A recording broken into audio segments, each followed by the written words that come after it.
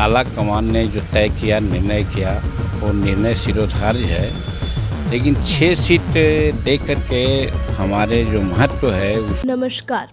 बिहार चुनाव 2025 की राजनीति में एक बड़ा मोड़ आ गया है। एनडीए के अंदर सीट बंटवारे का फॉर्मूला तय हो गया है और इस बंटवारे में चिराग पासवान की पार्टी एलजेपी को तुलनात्मक रूप से बहुत बड़ी सफलता मिली है। आज हम जानेंगे कि पूरा ड्रामा कैसे हुआ और इस फैसले में कौन कौन खफा है और इसका असर बिहार की जनता पर क्या होगा।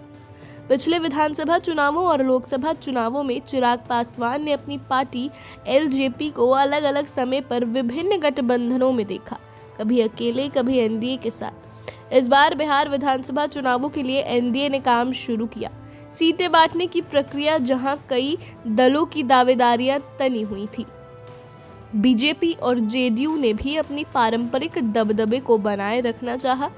एचएएम और आरएलएम जैसे छोटे दलों ने भी अपेक्षाएं बढ़ाई थी। तारीख तय हुई 12 अक्टूबर 2025 को। एनडीए ने सीटों के बंटवारे का अंतिम प्रस्ताव जारी किया। फॉर्मूला कुछ इस तरह है: बीजेपी 101 सीटें, जेडीयू 101 सीटें, एलजेपी 29, एचएएम यानी हिंदुस्तानी अवाम मोर्चा 6 और आरएलएम राष्ट्रीय लोक मोर्चा 6। इस तरह एनडीए की कुल 243 विधानसभा सीटों में यह बांटना हुआ है। बीजेपी और जेडीयू बराबर बराबर भागीदारी में आगे बढ़ेंगे। चिराग पासवान की पार्टी की मांग थी उसे पर्याप्त सीटें मिलें क्योंकि उनके पास बिहार में कुछ जमीनी आधार है। इस बार एलजेपी को 29 सीटें मिली हैं। यह सहयोगी दलों की तुलना में अधिक है, जिससे यह स्पष्ट हो गया कि एनडीए के अंदर चिराग की स्थिति मजबूत हो रही है। यह सौदा उनके लिए सिर्फ संख्या नहीं, यह राजनीतिक प्रभाव की निशानी है। उम्मीदवारों के चयन, प्रचार, राजनीति, संसदीय बंटवारे की उनकी हिस्सेदारी बढ़ गई है। एचएम ने शुरुआत दौर में 15 सीटों की मांग की थी, लेकिन उन्हें सिर्फ 6 सीटें दी गई। आरएलएम के उपेंद्र कुशवाहा भी बड़े दावों के साथ आए थे। उनकी सीटों की मांग थी ज्यादा, लेकिन उन्हें भी केवल 6 सीटें मिली। इस असंतोष को सार्वजनिक रूप नहीं दिया गया है, लेकिन अंदरूनी स्तर पर कम आंकने की शिकायत है।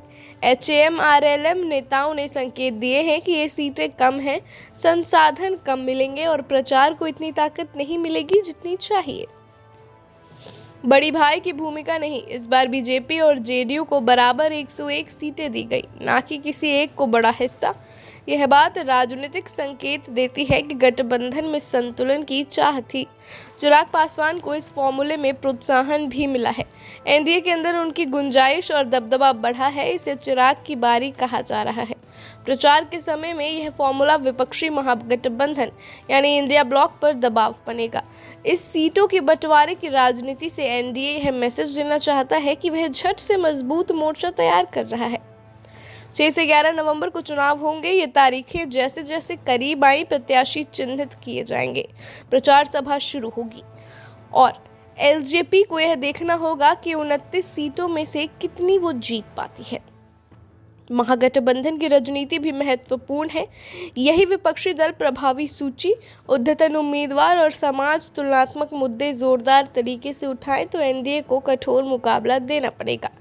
यह है बिहार चुनाव 2025 के इस नए समीकरण की कहानी, जहां सीटों की संख्या ही नहीं, मानसिकता बदलती है, दबदबा बदलता है और चिराग पासवान ने इस रास्ते पर एक बड़ा दांव लगाया है।